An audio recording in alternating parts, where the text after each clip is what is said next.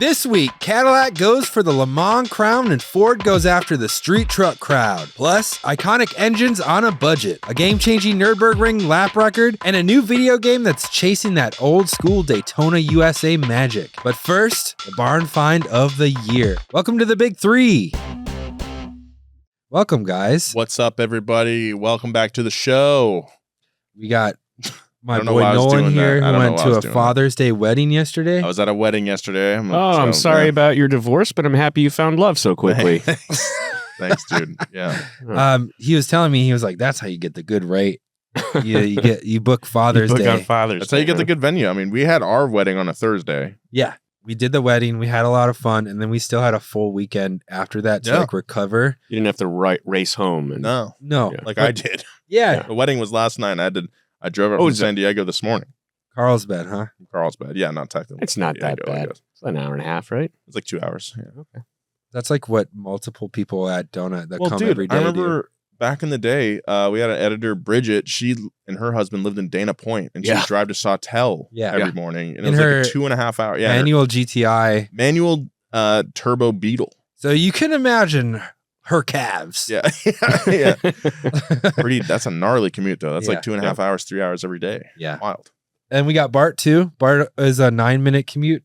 Yeah. Took me about, I think today was about 15 minutes. Okay. Nice. Do you take surface streets? It depends on the mood and the time of day. They're doing a lot of construction on the 105. You get some new shoes there, Bart. Are those just fresh? No, they just I wear these from time to time, special occasions. Nice. And this is a special occasion. Yep. My your Motor Trend like SEMA shirt on. Yeah. This is one of the day you'd have an all hands meeting at Motor Trend, and then they're like, also, you guys are so special. Here's some leftover bullshit from other things you can go pick through. So please help us clean up the office. I like this one. We do kind of the same thing. Yeah, here. It's what happens in the office. I didn't get the note too that we should be promoting other channels on the They're show not today, or else I would have worn my avocado. Motor Trend's just no worries. Snow They're not a suit. channel. They're not a channel. They don't make new things. Sure. They're done. We'll be right back after these messages. This podcast is sponsored by Ridge Wallet. Are you getting sick of your stupid thick wallet? Get a Ridge Wallet. They're slim, they're unique, there's over 50 colors, they're great. Ridge sent me a voodoo green wallet and I love it. It's the last wallet you'll ever have to buy. For a limited time, our listeners get 10% off at Ridge by using code BIG3 at checkout. Just head to ridge.com and use code BIG3 and you're all set. After you purchase, they'll ask where you heard about them. Please support our show. Tell them our show sent you. This podcast is sponsored by IndaCloud. Have you tried catching a buzz that doesn't end with a hangover and a $60 tab? If you're 21 or older, now's your chance to float above the stress because IndaCloud is giving all new customers 25% off their first order plus free shipping. Just use code BIG3 or click the link in the show notes to claim your discount. That's indacloud.co, INDACLOUD.co. Use code BIG3 for free shipping plus 25% off your first order. Order now, fill out their quick survey to support the show, and enjoy the best part of your week. Brought to you by IndaCloud. Now back to the show. Should we get into some news? Sure. All right. We've covered a lot of cool barn finds on this show, but this one in particular might be the coolest. Recently, Tom Cotter from Barn Find Hunter covered a 1966 Ford GT40 that's been tucked away in a garage, unregistered for 40 years. Let's take a look at this thing. Uncovered. But you get a lot of the like barn find stuff, and it's like, I think I see something under there. This is instantly, oh, that is nice. Yeah, it feels like they just dusted it off, and it's just like a time capsule. Yeah, so we're looking at a very beautiful, pristine GT40 right now. It's in silver it's just so nice. The interior is a little dusty and gross, but I think clean it if out. I found a car like this, I would tell no one. Well, yeah. Right. But also like be overwhelmed with anxiety, excitement, trepidation, and maybe a little bit of diarrhea. It would be so. I can't even imagine finding finding a GT40 of all cars. Yeah. Not much is known about the car's history. Its original owner passed away several years ago. In addition to going unregistered for 40 years, it also appears to not have been driven for at least as long. So you're just going to hit it with some WD-40 and start it up. Blast some brake cleaner in the intake. Go get I saw, this is a kind of a little bit of a divergence, but I saw a restoration of an old Morgan on Instagram, and it was smoking a lot, and the compression wasn't great. So this guy took Bon Ami, which is like powder cleaner, kind of like barkeeper's friend. Yeah. And it's got the little chick on the label. Blew it into the carburetor. Chicken. What? And then he let it sit overnight, and he started it up, and the compression went up. With the powder soap? Yes, he blew the powder into the carburetor and let it sit overnight and then started it up, and it wasn't smoking as much, and the compression went up by like 20.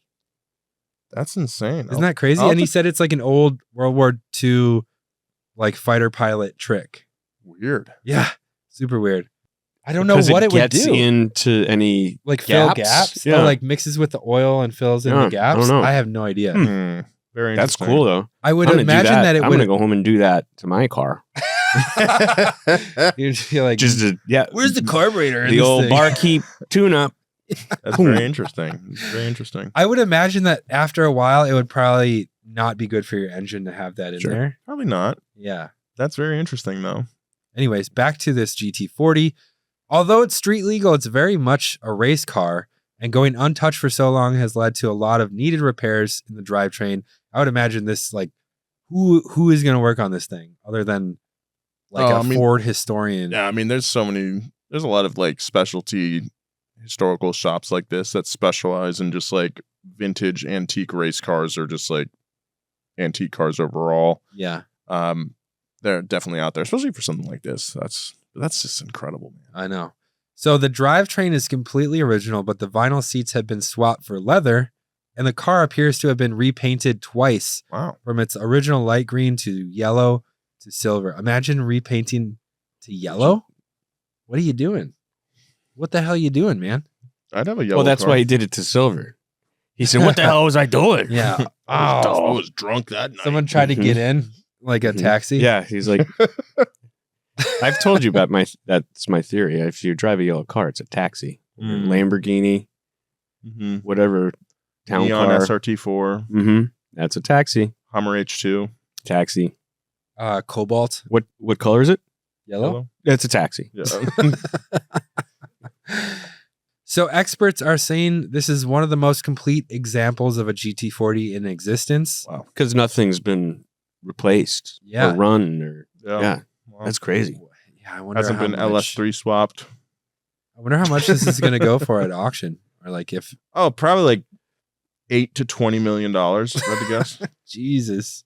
Did it talk about plans for the car? Owner states plans for, quote, tasteful mods, including NKRPF ones, a slight drop on the suspension, louvers from AutoZone, red brake calipers, and a window tint. Yeah. And a That'd be sick, dude. lip guard. Maybe a from a Dodge Sparko. Challenger. Marco's Sparko C. Yeah, lip guard. Yeah. So I saw a video of someone, like a dude who is 6'2", getting into one of these GT40s, the older ones. And he had to like duck down. He had to move his head to the side to close the door because the door is actually almost like a door plus a target top. Yep. And so he moved his head to the side, and he's like, there's no way I'm fitting in here. And then when they closed it, there's a bubble called the Gurney bump for Dan Gurney. So that guy's got a bump and a flap named after him. Cool. I can only aspire to have one of those. Grill. The Weber flap. flap. Yeah. The Weber grill. The Weber grill. There is even a model of the Weber grill called Smokey Joe. We love Smokey Joe. I was trying to get that name, like people to call me that for a while, but really, I quit smoking. Yeah. His skin was horrible. Hey guys, call me Smokey Joe. Hey, what am I doing? Gotta figure out how to get paid for this. It's simply too good. All right, so the GT40 was, of course, famous for taking on Ferrari at Le Mans in the 60s. It's been a while since an American team has been on top of the legendary 24-hour race, but this past weekend, things were looking pretty promising at first. Nice transition. The 2025 24 Hours of Le Mans concluded on Sunday. Cadillac actually managed to qualify 1-2 in the legendary race, but unlike in the 60s, this time it was Ferrari besting an American team. I think the highest Cadillac got was 5th. The winning car was a privately entered number 83 Ferrari 499P LMH driven by Robert Kubica. Kubica. Robert Kubica. It wasn't just Kubica who drove. It was also Yifei Ye and Phil Hansen. So this number 83 Ferrari ran into technical issues in the middle of the night, but bounced back. In the morning, it looked like the number 83 and its two sister cars would lock out the podium, but the other two had some problems that forced them down the finishing order. Cadillac ended up finishing 5th and 8th. Porsche Penske did really good. Yeah, I think they finished 2nd, didn't they? Yeah. I mean, I that's think Cadillac, here we don't think of Cadillac as a race car. Yeah. But they've really in recent years, had a pretty great Le Mans showing, pretty consistent. Yeah, the prototype car is really cool. Yeah. But that's also what I love about endurance racing is that you can have issues. You can like be out of the race for like 10 laps. But the nature of the sport is that, especially at an event as long as Le Mans, is that a lot of your competitions are also going to have issues. Yeah. And it's all about like making sure those issues come about at the right time. Yeah. And that you do come up or fix them in a timely manner. You don't want to be out for too long. But it is cool where if you have an issue, you're just like, well, they're probably going to have issues too at some point. Probably won't be the same as ours, but it's a really long time to be, because like the stretches at Le Mans are crazy long, very high speed corners. So there's a lot of stress going on. Oh yeah, these engines, and absolutely, these chassis. I competed in the 25 hours of Thunderhill a few years ago, and I just always think it's funny that they're like, oh, let's do 25. One more. Ours goes up to 11. Yeah, exactly. Yeah. Exactly. Yeah. We had a plan, was it last year or the year before, to watch and stream us watching the 24 Hours of Le Mans. 24 hours, yeah. I think we've been talking about that since I was here. Very likely, yeah. Yeah. I was excited to do it. I had a whole meal plan. I was going to cook every meal. We were going to have people drop by. And the problem was that we're like, yeah, let's do this. But at the same time, it was like we had 50 million other projects going on. And it was like, this will be terrible. And then you're out for a day. Yeah. Oh, and then we got to come back the next day and do podcasts. Yeah. It's like, that sounds rough. Yeah. The craziest thing that I've done in a long time was do that 24-hour drive back from Austin. Mm-hmm. And I was like out of commission for a whole week after that. I just didn't feel like myself. Yeah. I did, not that it's a long time, but we were talking about the Durango cop cars. Oh, yeah. So we went up to Lake Powell this last weekend and came back, which was great. Where's Lake Powell? Utah and Arizona. Mm-hmm. It's also funny because you're going through Utah. You're like, great, I know what time it is. You go to sleep, you wake up, and then if you go, 15 minutes to another part of the lake, now you're in Arizona, and your phone goes back to the other hour. Yeah. What is going? Your watch didn't sync. There's all that stuff. But so the Durango cop car, and it's fine. But then I got thinking of like, all right, well now we know every time we see a gray Durango, like it's just the same crap as you're driving. You're okay. And then I thought like the move, if you're going to be buying a police fleet to like trick people, you should go used and get like 5 Civics, get 6, or like just and then you're gonna nab them. Yeah, nobody's gonna slow down when a Celica's pulling up behind you until whoop whoop. Yeah. It's actually a pretty genius control idea to like keep switching cop cars so that people are just always scared of every car. Love to be scared. That's good. That's good governance. There's every time there's a black or white Explorer behind me. Oh, and like, also, oh God. Speaking of cop cars, because I drive one, and sometimes we'll bring it up like, oh, I remember like this other person drove me this car. I was like, oh, that's so cool. Yeah. We met with some friends. They had a 7-year-old kid. And as I'm like getting stuff out of the car and also like setting up the tent and everything, was horrible. And it was 98 degrees. Oh God. It's all right. Things got better. But he was like, oh, and as I'm trying to do all this stuff, he's like asking me a bunch of questions. And I was like, look, when I'm done getting the stuff out, I'll give you a ride. He's like, oh, okay, but you can't just let me finish getting it. And they go in the car, and he's like, oh my God, oh, this is so awesome. Because it's all like sand and dirt. And then I bring him back, and we're kind of, he's like, and then he's like, it was so great, Mom. It was we were going like 40. We were going like 40. I'm kind of like, telling your mom. But it was fun to have like that. This kid thinks cars are cool now. That's cool. That's good. That's a good, uncle move or friend? Adult friend move? Yes. Call me Uncle Bart, Mr. Maestro Bart. Maestro Bart. Yeah, his dad's Colombian, and his mom speaks Spanish, and it's very funny because the kids are. It depends on what mood they're in, how they're which language they're talking to them in. Like which kind of angry are you? And then his mom one time, I don't speak Spanish, but clearly it was time to stop doing what he was doing, and then she stopped talking. She holds up her fingers, and I was like, Julie, when you're doing that. After yelling in Spanish, what language are you counting in? Your finger? She goes, that's a good question. I never thought about it.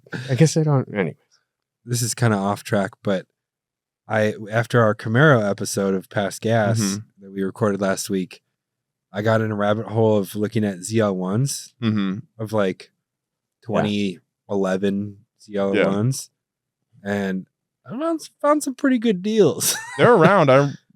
I think they still kind of command a premium because they still are. They have that Corvette motor. The suspension is amazing. Like 600 horsepower, and it was in the Cadillac CTS-V too at the time. Yeah, I mean, so those are like unobtainium now. Yeah. Desirable car. Yeah, but could I really be in a Camaro? I think so. Could I be a Camaro guy? Just keep this growing. I can do a good mullet because like. The sides and my back hair just grow. They just merge. So your mullet would not just be like here. It would be like you'd Gallagher. Let it grow and you could braid it into your back hair. Yeah, just like Gallagher. Just all the way down your back. Love Gallagher. We'll be right back after these messages. Some people just know they could save hundreds on car insurance by checking Allstate first. Like to check your windshield wipers first before driving in the rain. You ever drive in the rain and your wipers just leave one weird little line of rain across the windshield? It's the car equivalent of having sand stuck in your eye. I can't help but notice it the entire time I'm driving. Checking first is smart, so check Allstate first for a quote that could save you hundreds. You're in good hands with Allstate. Potential savings vary, subject to terms, conditions, and availability. Allstate North American Insurance Company and affiliates, Northbrook, Illinois. Now back to the show. So racing games have come a long way in recent years. We've gone from the days where it looked like the track was moving instead of the car, all the way to full-blown racing simulators that are praised by even F1 drivers.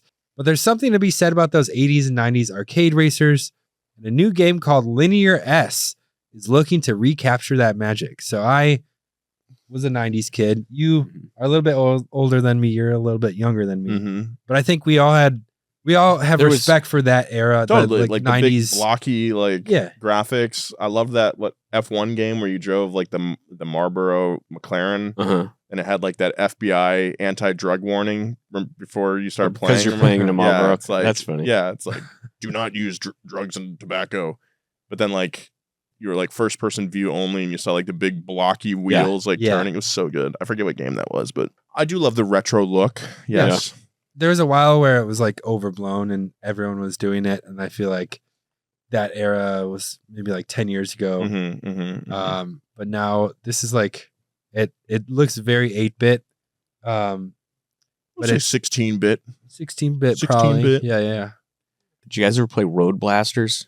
Road Blasters? No. Yeah. It wasn't really a race game, but I mean, but it was the same thing, but it was a cockpit in the arcade. And you got to shoot things. And you had to, so you could shoot cars out of your way. Cool.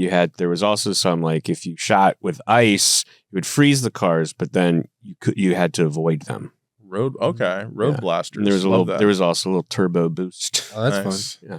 Me and my sister played a lot of Road Rash. Road Road Rash is great. That was the motorcycle Still one. fun. And Whip Yep. people with your chain and stuff. I think the chain might have been the only weapon, right? there was a bat, I think. I think that you Right? could pick up bats and hammers and stuff like that. Yeah. Yeah. Road Rash is sick though. My cousins had a Nintendo, like original Nintendo when I was growing up. And we had Al Unser's Mhm. IndyCar, Mhm. right? Yeah. Which was fun, but it like that flat plane Yes. where it just looked like the road is coming at you instead of like you're Mm-hmm. driving. I And there's no markers really. It's just yeah, and it's all kind of just the same course. It's still really fun though. Oh, so Linear S seems to take most of its inspiration from Sega Touring Car Championship. Big fans of Outrun or Daytona USA Daytona will still get was that great. rush of nostalgia. It's very similar to those games. It looks very much like an early '90s arcade racer. What about Cruising USA? Cruising USA was my With all the arcade go-to. shortcuts. That was the first game I always played. Yeah. The Testarossa, and then there's like the like pixelated bikini woman. Yeah, I know. So hot. So hot, dude. I could sit there for hours. Spent $20 on that game. I think she likes me. She's so nice to me. I think If you're she's got a crush on me. If you're watching Bikini Lady from Cruising USA, leave a note in the comments. There are 4 car choices in this game: an R32 Skyline GTR, an Evo 3, FDRX7, and an EG Civic. Oh, I know what I'm going to choose. What are you going to Civic, choose? That EG Civic, dude. EG Civic. Every couple of years, a game like this comes along, and it's funny which cars they rip Mhm. off or license. These are all very different cars. But you know, all classics. I think I'd probably go with the Evo 3. Evos are always like a hack in racing games. I mean, they're hacking real life. Evo 3, we got to drive one a couple months ago for our Mitsubishi video. And dude, I mean, that is one of the best cars I've ever It's like the driven. ultimate sleeper. It's so, yeah, like it's kind of small and diminutive and not like, Mhm. not as sharp looking as the other like later Evos that would come along, but it still makes 300 horsepower. It weighs like 3,000 pounds or less. Like Mitsubishi in the 90s was just like on another level, really. That Pajero Evo, like one of my favorite cars ever. Is that so did you drive that on dirt or just Yeah. and it was fun? Oh, it's the best. It Does was that have the amazing. same it's got a different version of the 4G, right? No, it has a V6. Oh, okay. Yeah. They wanted to kind of keep reliability at the focus of the car. So they kind of did it or went away from the turbocharged 4G platform Yeah. and went with the V6. It does have like variable valve timing and stuff. And titanium valves, I want to say. Yeah, a lot of cool touches on that motor. Really awesome. cool car. I Mitsubishi. ran across this on Instagram the other day. It's a 1989 Mitsubishi Starion GSR VR turbo 5-speed. It's so Cool. sick. Starion's cool. Yeah. $29,000 for it, which is That's too a much. lot. It's got 164,000 That's- kilometers on it. It's been Okay, so long like since I've seen a Starion 75,000 in miles. person. That's still I know. So the only thing I can think about why it's so expensive is that it's a pretty rare model. yeah, Mhm. yeah. And it's JDM. Yeah. So almost like 80,000 miles, 90,000 miles. That's not bad. I fell in love with the Starion after it was a Jackie Chan movie. Any Jackie Chan movie that features a Mitsubishi. Well, it might come back for the new Karate Kid movie that him and Ralph Macchio are in. That's a Oh, real You think thing. there's going to be a he's the- sick ass car in that? That's maybe. He plays the wax on, wax off dude, right? I don't know. No, he's a different. He's a Well, different. because he different also martial arts master. Okay. yeah, Yeah, because he it's not like a remake. It's supposed to it's be a linear. continuation because he mentored Jaden Smith. That little shithead. He's got some good songs. Just saying, he's got some good songs. Does he? There's one good song that I like a lot. Can you give us like your favorite verse from there? Yeah. Yo, my name's Jaden Smith. My dad was named Will Smith. He's an actor. I am too. Karate Kid in a theater near you. Nice. Well, I didn't realize it was on that soundtrack. For Yeah, crying you're out right, Nolan. That is catchy. loud. All right, I got so uh, high one time in my freshman year of college that me and my friend Tyler went back to we smoked weed out of an apple on top of our parking garage. Yeah. Went back to my dorm room and looked up Mac Miller type beat Yeah. and just freestyled for hours over the same track. It was so sick. Nice. Yeah. That was the last time I was happy. No. All right, Nolan, I think you're going to like this next story. I don't know. I think you're gonna like I it. got some thoughts. So Ford is coming after the street truck crowd with its own take on the concept. It's a new F-150 appearance package called Lobo, which is wolf in Spanish. Lobo.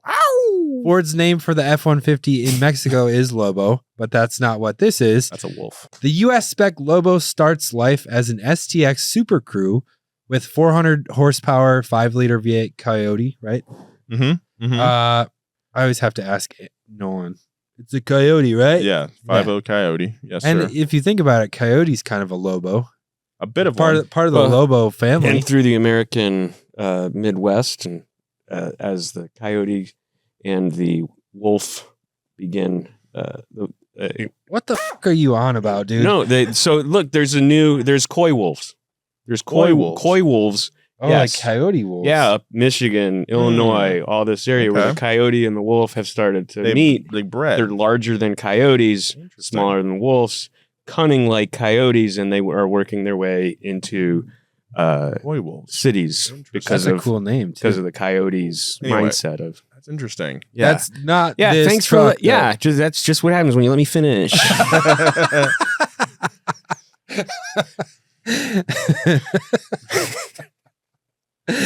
All right, so the Lobo, the rear end has been lowered by 2 inches. It has a 10-piece body kit. Yeah.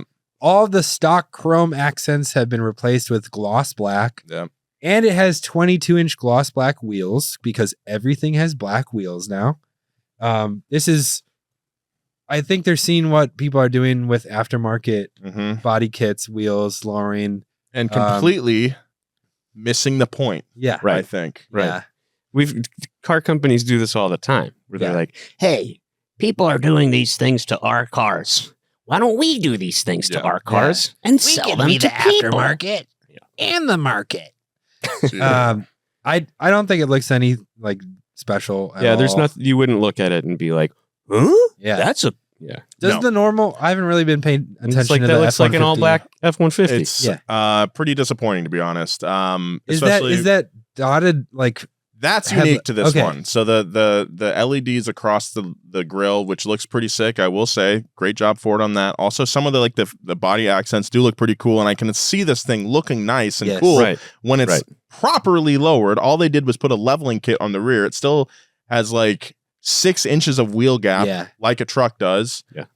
Look, if you're gonna say we're gonna go after the street truck market, we Yeah. see what our owner enthusiasts are doing to this, and then not do Yeah. what they're doing. Yeah. What is the point? And charging a $5,000 premium for this name and this body kit. Mhm. Off. In the article that I read, they were like, Off. But like, I'm "Ah, kinda nah, mad about come this. on." Toyota back in the day, they had the Tacoma X Runner. Do you remember that thing? I love that. And you still see them around somewhat. I saw one like the other day. They actually did lower that thing. Yeah. It's low. It's Yeah. got like kind of aggressive It's pretty body aggressive. kit. Chevy did the same thing with the Extreme. I forget, S10 Extreme. Like that thing was pretty slammed. It's funny I'm because not there's saying- an X Runner and an Extreme Yeah. on my street, Oh, wow. so I see them every day. Wow. Yeah. So like, I'm not saying that Ford should have slammed this thing and make Right. it like unusable for everyday people, but like they do a pretty good job with the Mustang with the performance package of Yeah. like lowering it to a tasteful, practical level. And it's honestly kind of disappointing that they didn't put the same work in for this, especially when Ford put so much money into developing the Raptor and the Bronco like off-road division, Yeah. like that they didn't. This totally misses the mark for me, is my point. I really like the appearance package they did for like the Mustang where it's like the teal Oh yeah, that we talked about last week. Yeah. that kind of harkens back to the Fox body. Yeah. And the same effort wasn't put into this. Yeah, I agree. It's I think it shows a lack of understanding to what you were saying, Nolan. mhm. I think it shows a little bit of laziness. Yeah. To where it's like, well, let's just put out a package. Yeah. And For $5,000. but they could have, right. And it's maybe a cash grab. But Cash also, grab. you could have just, that's got to be a new catchphrase. If they had just done this as an appearance package instead of street truck, Yeah. then great. That's a cool looking package. Okay. But Before I bought my Nice. Ram, I say Someone that to you clip all, that. say that to you all the time. before I bought my Ram, I was very interested in buying a regular cab short bed Coyote F-150. Which you can used, like there still is a premium, like it's like $35,000 for like something like that, cause like it's a desirable truck. People know you're gonna take that, lower Yes. it. Also, they're You're gonna do all so that easy to work on. Yeah. Like, that's the other thing. If you want to do these things to afford, so easy Yeah. to do. So like this is a thing, and like in the forums that I was in, like talking about these trucks, like people were like, "Yo, there's like the Lobo down in Mexico. There's rumors that Ford is going to bring the Lobo here, and like maybe it's going to be like a Lightning kind of Right. throwback." And also, shame on all the websites with articles about this new Lobo package. They're like, it's inspired by the Ford Lightning of old. No, it's not. No, That it's thing not. was slammed too, and it had like side steps and Yeah, like was yeah. clearly like a sports car. This is not a sports car. It's a truck that has a Yeah. 2-inch drop on the rear and a $5,000 body kit. It's just like, I don't know. It's It said- stupid. In some of the articles, the guy who is, I can't remember his name, the guy in charge of this model was like, yeah, we noticed that people like to badge delete, so we did our own badge delete, and all the badges are still there. I don't understand what he's talking about. Oh, it's only on the tailgate. That's where people delete the badge first. Is the tailgate. What are you doing? I don't know. I think people want to still see that Lobo badge. I don't know. It's just like 22-inch wheels. Okay, I could see that. But like what people really do on these trucks is 23s, 24s, like big wheels. I saw sick, like this current gen F-150 also, like with the color match grill and everything, when it's lowered and has like the proper quotes, we'll call it the street truck setup. Yeah. 24s, lowered, side exit exhaust, tinted windows, all the good stuff.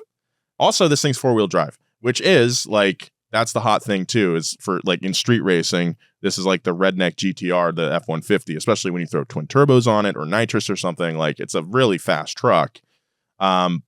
But then they're making it like a full-size cab too. I know the full cab tricks me. It's just so strange. I don't know.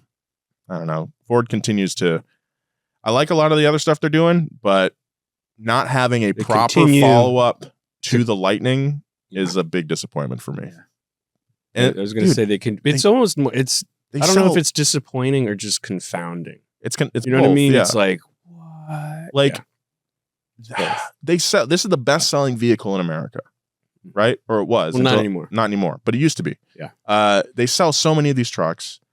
I don't see why they can't justify the cost of like just take some regular cab trucks, throw the Godzilla in there. They already do that on Yeah. some models. Like I know it will work. You have the pieces to put this thing together and to drop it. Just maybe contract some lowering springs from an outside company, get the fitment just right. Like spend a year or two like really developing a cool street truck.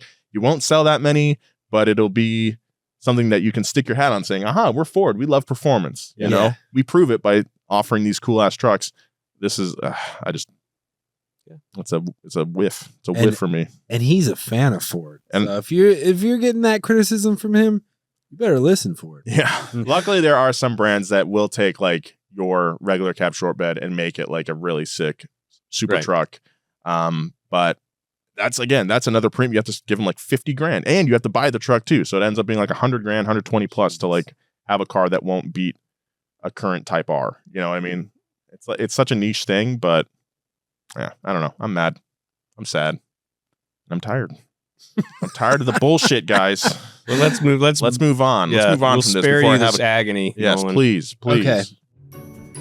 We'll be right back after these messages. This podcast is sponsored by Ridge Wallet. I used to carry around a big fat leather wallet and my back hurt all the time. I couldn't find anything in it. It sucked. I realized I didn't need all that stuff in my wallet. So I made the switch to a Ridge wallet, and I'm so glad I made that choice because the Ridge wallet is comfortable, it doesn't take up a lot of room, it can carry up to 12 cards plus cash, so that's everything I need. There's over 50 colors and styles to choose from, and they don't just make wallets, they make premium everyday carry essentials like key cases, suitcases, and rings, all built with the same sleek, durable design. Ridge sent me a voodoo green wallet and I love it. And one of the cool things is that all Ridge products have a lifetime warranty. It's the last wallet you'll ever have to buy. But if you don't believe me, there's over 100,000 5-star reviews, so take it from them. Ridge Wallet's great. For a limited time, our listeners get 10% off at Ridge by using code BIG3 at checkout. Just head to ridge.com and use code BIG3 and you're all set. After you purchase, they'll ask where you heard about them. Please support our show and tell them our show sent you. This podcast is sponsored by IndaCloud. It feels like breaking the rules, but it's totally legal, and it's better for you than that third cocktail. You work hard, you deal with life, but sometimes you deserve an escape.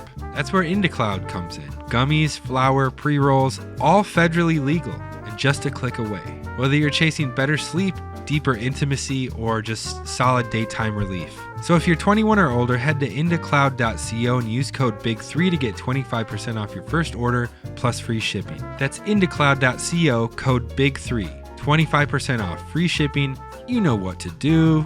I like eating gummies because I know how much I'm taking and it helps me sleep at night. And the best part is that you don't need a prescription for this. If you're 21 or older, now's your chance to float above the stress because IndaCloud is giving all new customers 25% off their first order plus free shipping. Just use code BIG3 or click the link in the show notes to claim your discount. That's IndaCloud.co, IndaCloud.co. Use code BIG3 for free shipping plus 25% off your first order. Order now. Fill out their quick survey to support the show and enjoy the best part of your week. Brought to you by IndaCloud. Now back to the show. Maybe you've heard this, Nolan. Okay. Chinese Amazon is at it again. You hear this one, Noah? You hear about this? A while ago, we covered some clone AE86 chassis that popped up on Alibaba. Mm-hmm. They were probably the cheapest versions of the chassis you could get, but of course, they were fake. Recently, a clone of a legendary JDM engine has popped up on the site. So this is a fake RB26 you can buy on Alibaba. And like the AE86 chassis, you have to buy in bulk. And they set you back about 10 grand if you order the minimum of 5. So $2,000 each. Mm-hmm. Yeah. Once I have my wedding, I'm going to buy one for all my groomsmen. That'd actually be kind of sick. Yeah, we actually bought a fake 2JZ, a 2JZ. Mm-hmm. That's not what I don't know. people say. That would be funny. Fake 2JZ from a similar site. We have it in our shop right now. We're analyzing it. It's very interesting. There's some parts on there that look like legit Toyota parts. Mm-hmm. And we're wondering if these engines are just like refurbished engines. Well, that's what the theory was, that they were cast, right? Well, yeah. So some of the stuff on our 2JZ like is pretty poorly cast. So it's like, okay, valve cover, that's cast. I won't like go into the rest of it because we have a video, but it's like it's like a mix of like poorly cast parts with things that look legit. Mm-hmm. So it's like, what's the strategy here? Jimmy was like, it looks like they just took an old engine and spray painted it. Yeah. So we're taking that apart right now. We're looking at it. Very interested to see what the result. We're gonna have Paul Meeker from Real Mechanics Stuff. He's a Lexus expert. So he knows these engines inside and out. He's going to take a look at it and see what his assessment is. You know what Paul's origin story was? No. He helped me fix my 4Runner. Oh. I was like, hey, you ever want to be on camera? Gotcha. He goes, I don't know. You know, Paul. He's a grumpy dude. Yeah. Pretty cool guy, though. So, okay. He's taking a look at this engine. Obviously, they can get away with selling these things. They're super cheap if they are refurbished, but also they never had to put any of the like engineering into it, right? Like, well, China has never really worried about IP, IP or copyright or whatever. It's not all just fake stuff from China. There are some really cool performance EVs coming out. In our last story of the week, a Chinese car has set a Nurburgring lap record. Wow. Yep.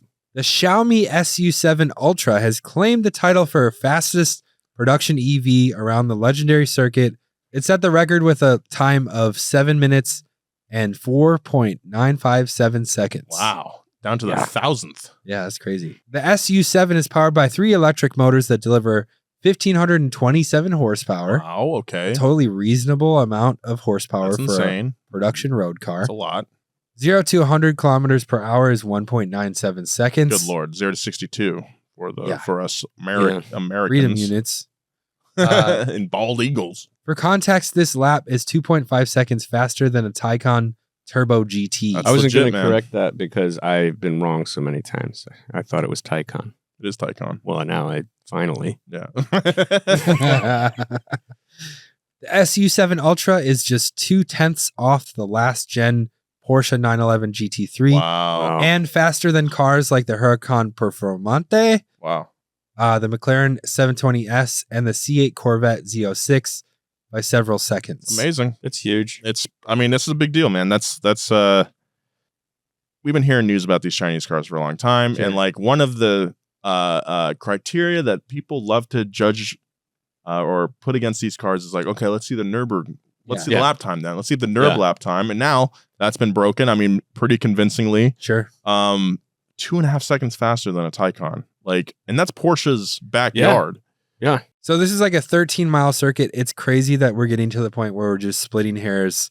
2.5 seconds on a 13-mile course is nothing. Isn't that pretty incredible? Yeah. Yeah. But that just shows you how consistent these drivers are. And like, It That's does. and Yeah. it's also why we have records, right? Mhm. Like, yeah. It's like, oh, Yeah. got it. But for the longest time, it was like breaking it by Right. The 10 next seconds, gen would by break it, 15 right. seconds. Right. Now I it's see what down you're to 2.5 seconds.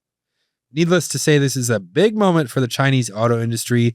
We've been talking about this storm of Chinese EVs coming for a long time, and I feel like it's just coming over the horizon now. A few months ago, Xiaomi sent a stripped-down version of the SU7 Ultra to the Nurburgring. It ran a 646.87. Wow. Which is, anything under 7 is like insane. Yep. But the car wasn't a production spec, so its lap time was unofficial. But And that's where people were like, it's not a production version. Yeah. Same Right. thing. Same Right. thing that happened when like Tesla sent one of its, like a Model S, I think, that was stripped down and then race spec. Like Mhm. that car set a record and people were like, it's not full production spec, blah, blah, blah. It doesn't count.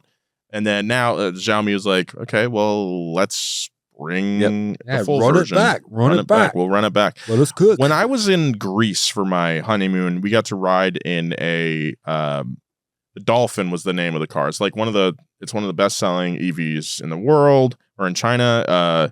It is like a 5-seat hatchback kind of deal. Sells for like $21,000 when converted.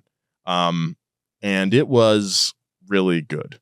Like riding around town and knowing that it cost that little, like $21,000. I was very impressed with all the ride quality, how quiet it was, all that kind of stuff. And it's just like, guys, if we want to be real about staying on top as like the American car industry, if there's, real about staying on top, like we can't keep ignoring the Chinese industry. Yeah. These cars are good. We said it again when we drove what was that? I don't know about in Canada, but I can tell you from being in Mexico, Mhm. you're seeing dealerships pop up. You're seeing the cars becoming more and more prevalent on the road. People like them, and it just feels like Like we can't keep relying on protectionism to like improve our own industry. We've seen that happen before in the past. Like same thing happened when the Japanese manufacturers were coming to our shores. We put import restrictions on them. We gave favorable American incentives cars to only got better after they realized that they were getting destroyed. Yes. And that's because and it just they were being this is like the third or fourth time that's happened in our industry.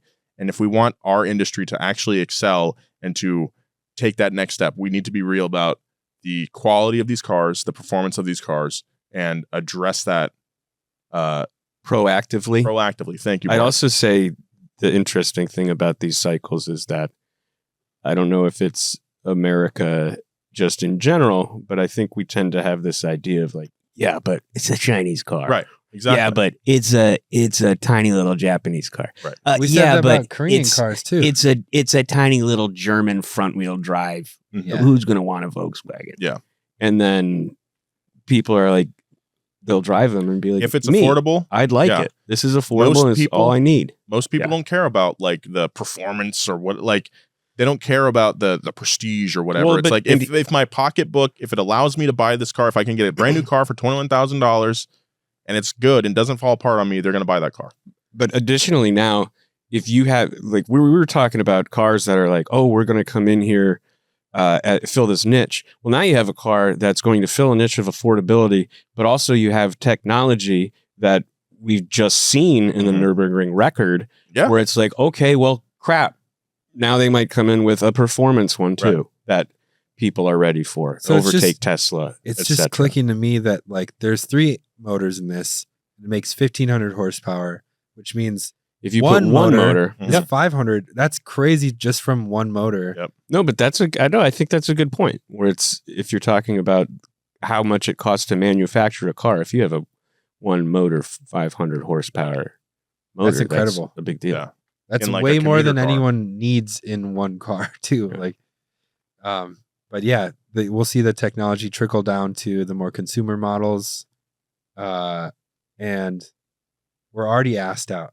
We don't have Tesla is losing everything. Mm-hmm. They came out with a refresh that looks pretty bad. It's so ugly.